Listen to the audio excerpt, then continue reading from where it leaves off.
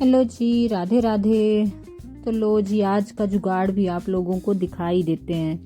तो आज कौन सा नया जुगाड़ लगाया मैंने। तो जी आज जो है, मेरा बेटा जब स्कूल से आया तो वो इतने गुस्से में था कि पूछो ही ना।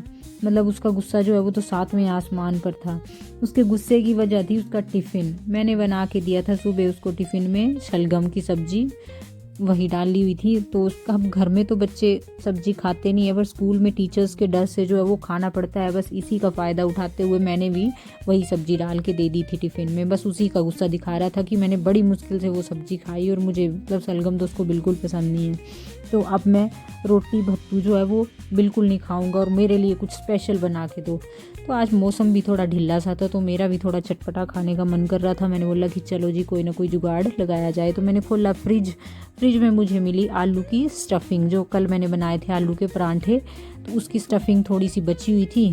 तो बस मैंने भी थोड़े से पालक के पत्ते कट किए, एक कट किया मैंने प्याज और इसमें ऐड कर दिया स्टफिंग को, जो मतलब आलू की मिक्सचर बचा हुआ था। और इसमें थोड़े थोड़े से बेसिक मसाले ऐड कर दिए। वैसे तो स्टफिंग में ऑलरेडी मसाले थे, लेकिन जो मैंने एक्स्ट्रा सम उसमें ऐड किया पालक और प्याज, उसके लिए मैंने थोड़ा थोड़ा सा नमक और जो बेसिक मसाले हैं वो थोड़ा थोड़े से ऐड कर दिए।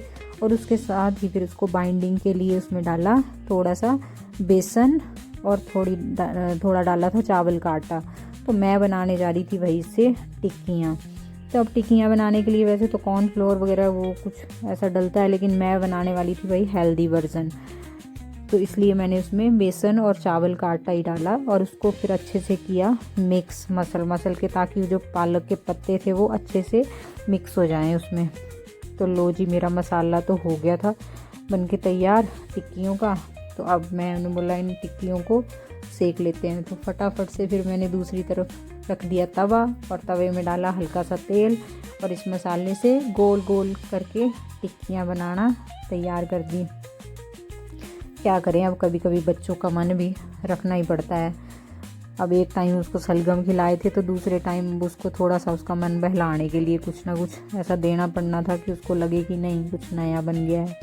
तो इसलिए मैंने बना दी टिक्कियाँ और अब इनको अलट पलट के अच्छे से सेका मैंने।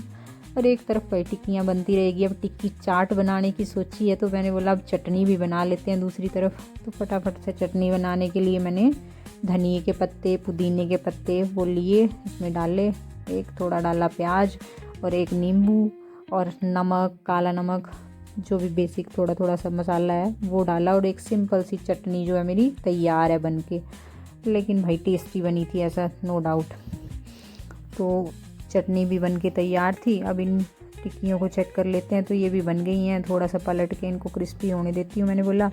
और फिर बेटा तो भैया ऐसे ही खा गया था कि मेरे को तो ऐसे ही दे दो, मुझे कोई चाट चूट नहीं बनानी है। उसने चटनी अलग से ली, टिक्की अलग से ली और फिर मैंने एक चपाती भी दे दी। मैंने बोला चपाती भी साथ में खानी पड़ेगी तभी मिलेगी टिक्कियाँ।